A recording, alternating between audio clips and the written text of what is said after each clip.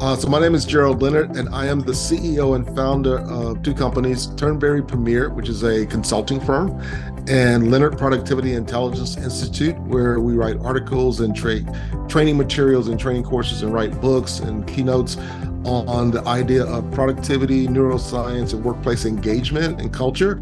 And I integrate that with music. I've been doing interviews for a while, and I've been working with, a PR firm and some other organizations as well.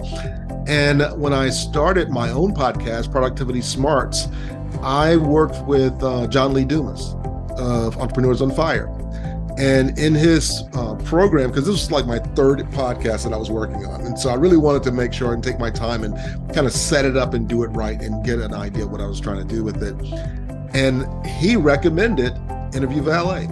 And so I went and checked it out, and I thought, okay, it fits my budget, it works, and I felt like it was going to allow me to get some really quality interviews, because you can do a lot of interviews, but doesn't mean you're going to get quality hosts and quality traffic and quality publicity from what you're doing. And the interviews and the folks that I interviewed with, the hosts, they were very professional. They had great audiences. They asked great questions. It was a great experience. And I can definitely say the traffic and the publicity that I was looking for, and just kind of getting the word out and establishing myself as an authority in my area, podcasting is one of the best ways to do it, because one, it's evergreen, and people get to intimately hear your voice over time, and it builds trust, especially when they hear you on different platforms. Even if you're sharing the same story in different ways, they get to really get to know you. And once they know you and trust you, they reach out and either buy your book or programs. And I've definitely seen an uptick in interest in a lot of things that I'm doing. Yeah, I think it was reaching the right target audience with the right host, where it's kind of like, I'll use a musical example. When you're starting out as a musician, no one knows you. You may be really good, but if you get to open for Bon Jovi or the Commodores or Earth, Wind and Fire, and, so everybody's coming to see the big band, but they get to see you because you opened for them. It's kind of like being a guest on a podcast where they already have a large audience or a significant audience that's engaged, and you're kind of the opening act. They may not know you, but after you share your story, you talk about your content, you have a great interaction with the host. Many of the startup bands that get started that way become some of the major bands because they, borrow someone else's audience. One of the things that I loved about it was the individual landing page. I had never considered that concept. And just being able to be a part of a show and not send people to 2 or 3 different places or trying to figure out what's the best place to send them. You're going to send them to one place that's related to their show, that when they land there, they're going to see the logo, they're going to see the things that you have, they'll see your books or whatever you're going to put on your landing page, and to have that replicated and customized for each show really made it a really cool experience to kind of watch that process, and to know that the host felt very honored that, wow, you took time to have this built for my listeners, so they felt really like you really thought about them, and you listened to their podcast beforehand, and you really were caring about what their listeners were looking for.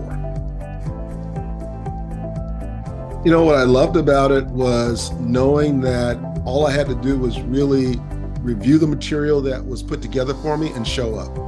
That was the saving grace, because if you're doing this by yourself, there's a lot of hard work that you have to do. And if you think about, okay, I'm going to hire someone full-time to do that, well, I'm going to pay them a decent little salary.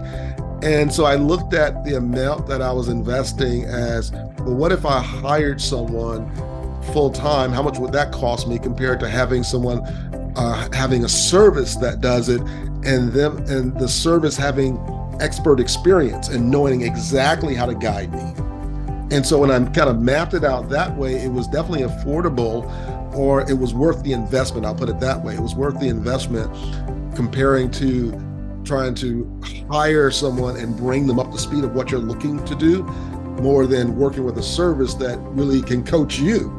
And so by working with you guys, I feel like I'm better able to take advantage of the podcast, and I've learned how to leverage podcasting better from being a part of the community.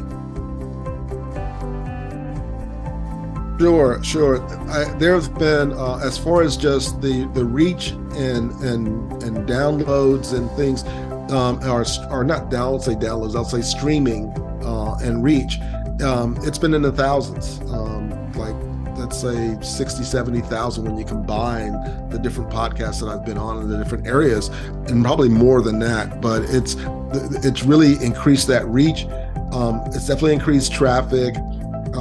Now that I'm actually launching a speaking business and another sustainability business, I did some speaking in Atlanta, and I know that one of the speeches that came out of that is a paid gig that I'm getting, and they found me through podcasting, through all the things that are out there, and I know it was because of all of the good, work that we're doing together and kind of creating this platform or this narrative about the things that I'm doing. And when they understood that I'm also a musician, because a lot of the podcasters, we talk about the integration of the music and neuroscience and so on, they said, you're the only person we're looking for as for this keynote speech, and they're paying my full fee and the whole 9 yards. And it was like, how did you, I didn't have to do anything to convince them about who I am and what I'm about, because they were able to listen to enough information out there about me to go, that's the person we want. I believe that working with Interview Valet allows me to 10x my business. And here's what I mean, because it removes some of the things that you have to do to, get on podcasts and the communication back and forth and get it all set up and so on and so forth. You're delegating all of that work, so you can focus on it. It allows me to focus on the most important things that I do, which is creating music, writing my books, creating speeches, consulting with my clients, and knowing that the work of kind of putting the interview together, getting everybody organized, scheduling it, giving them the right documentation, reminding them, and so on, and creating a landing, but all the things that go into it, that's all taken care of it for me, so I can focus on that 20% of activities in my business that are going to drive revenue and really produce the results that I want. But the 80% of the things that need to be done are just as important, are being taken care of by Interview Valet in this instance. It could be the same with my accounting and so on, where you have a bookkeeper or accountant that helps you, so that you're focused on where are we going as a business, but all the things that need to be done that are really important can be delegated and done by someone else.